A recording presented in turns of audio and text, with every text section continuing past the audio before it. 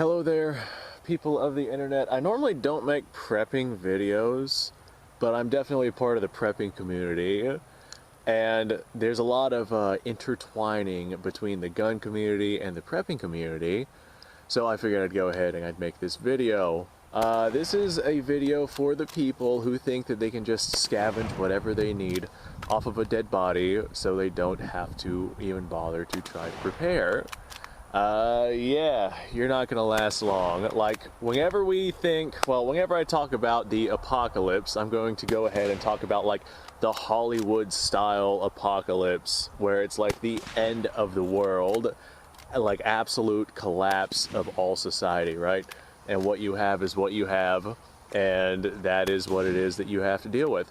The first people that are going to go are the people that do not have a means to defend themselves. So if your ideology is that you're just going to wait to come across a dead body that maybe has something on them that you will use to defend yourself, yeah, a lot of those dead bodies are going to be people that did not have something like this to defend themselves in the first place.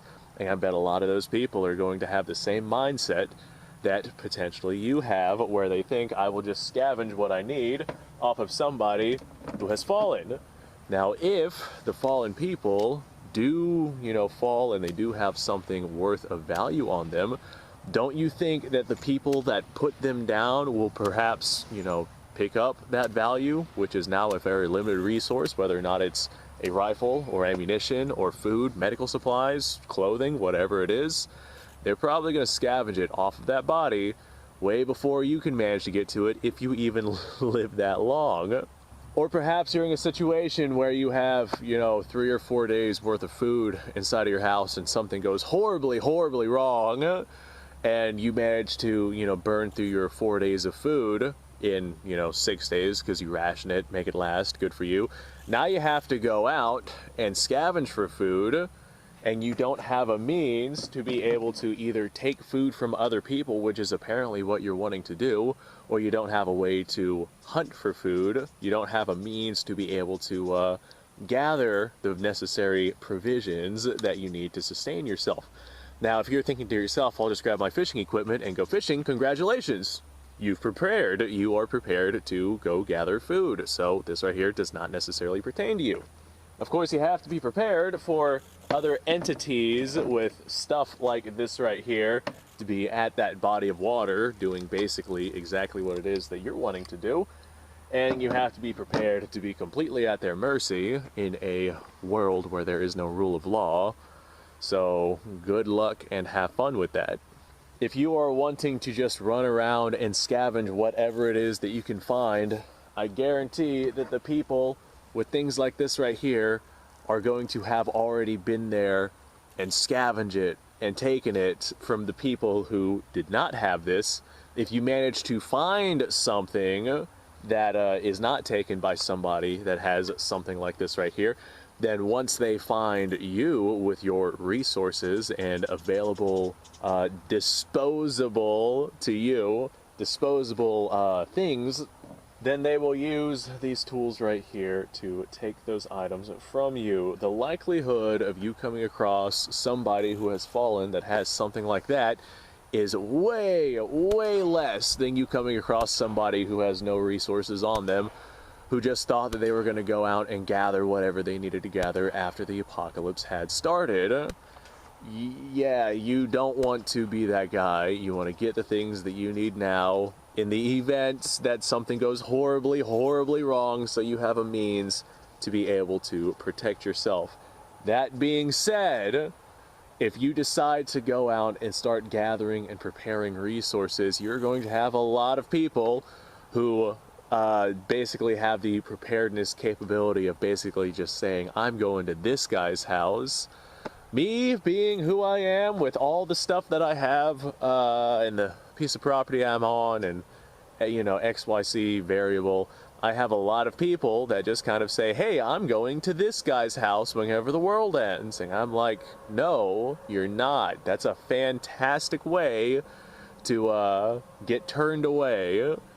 with the nicest way of me saying that. That's a fantastic way to get turned away. I did not spend my time, money, effort, and whatnot to prepare for somebody who was not willing to prepare for themselves.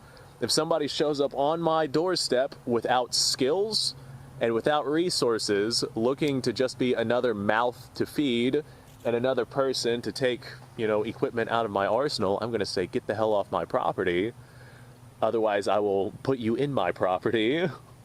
Whenever rule of law is gone and it is just the end of the world, you don't want to be a liability.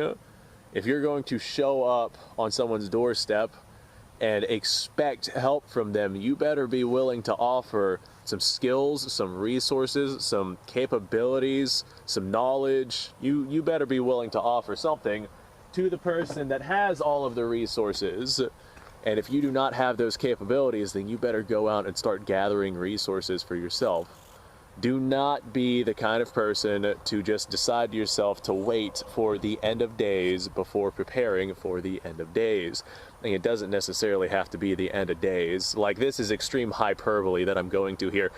But I mean, the panic buying that goes on during like hurricane season here in Florida is insane. And the shelves are just wiped clean by people who prepare like the day before or last minute or during holidays whenever we have a bunch of people showing up at people's houses. Like, the amount of people that wait till the last minute to gather the resources that they need is absolutely insane. So I keep showing this thing off. This is a Ruger Mini 14. It is a more friendly looking version of a 223-556 platform for, online purposes. But of course, you can use whatever you want. Insert rifle here.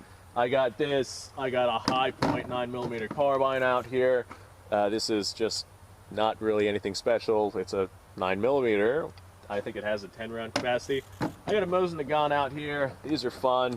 Find yourself a bolt action rifle. You don't necessarily want to be in the apocalypse with a bolt action rifle. And I have a 1911. This is a T-Sauce 1911 A1 model. Nice little handgun, won't lie. But I do have a couple of rounds in this Ruger Mini 14, so let's go ahead and send some of these down range, because why not? We're on the gun range. This right here is what you will want. Well, not necessarily this platform, but something that sends projectiles down range is what you will want to be able to protect yourself if you have to do so. And you also want to be good enough to be able to use it. So if you do not have something that you will need in the apocalypse, and the apocalypse happens, and you just so happen to come across this thing to be able to use it, if you lack the skills to use it and you lack the knowledge on how to make it operate, then by God, you are really behind the curve. Even if you have that thing, like, you're better than the people that don't have that thing. But I mean, I have no idea how many times I've handed this to someone and say, here you go fire it. And they're like, I don't know guns. How does this work? And I'm like, all right, well, don't come to my house in the event that the apocalypse happens. But I'll have people that don't even know how to drop a mag. I'll have people that come out to the gun range and they don't even know that the magazine loads around from the mag into the chamber, and the firearm will not fire if it is not chambered. And these are the same kinds of people who are thinking they're going to come to my house in the event that the apocalypse happens, or they think that they're just going to scavenge whatever they need to scavenge whenever the apocalypse happens. If that does happen, and they just so happen to manage to find something like this, and they don't know how to use it, good luck and have fun. God forbid, I hope nothing like that ever happens, but God forbid. I always recommend that people learn to use both optics and iron sights. A lot of new shooters will just learn how to use optics, like they'll learn a red dot sight, and that is what they will have on their go-to rifle. Well, in the event that something happens and you do happen to be in a situation where you do not have your rifle, but you found one, picked it up, and it's got iron sights on it, and you have no idea how to use iron sights, you should definitely practice with that. Training and practice is way more important than the equipment that you use. Even if you are completely unarmed in the apocalypse, If you have legitimate survival skills and tactical knowledge to know to not put yourself in a situation up against someone that has something like this, then you will live a lot longer even without a means of protection. Let me know what you guys' thoughts are down below. I'm curious to hear what you guys have to say. Thanks for watching. Like, subscribe, share, description, bunch of links. Go check it out. You guys go off. Have yourself a fantastic day.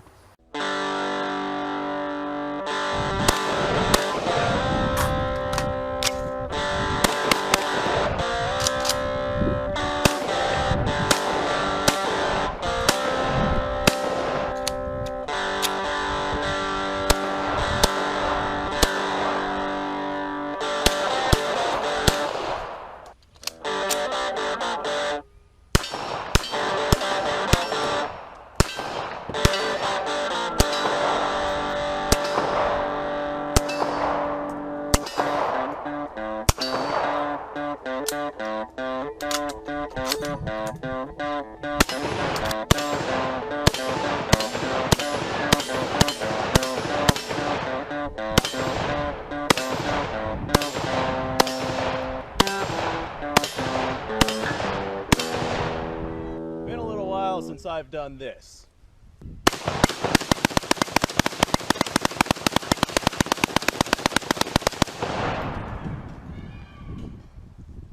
Bonnie and Clyde be damned.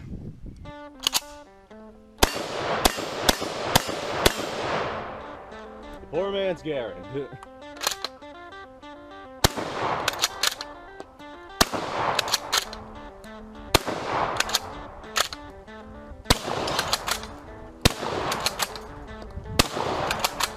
It's a shame that bolt-action shotguns aren't more mainstream.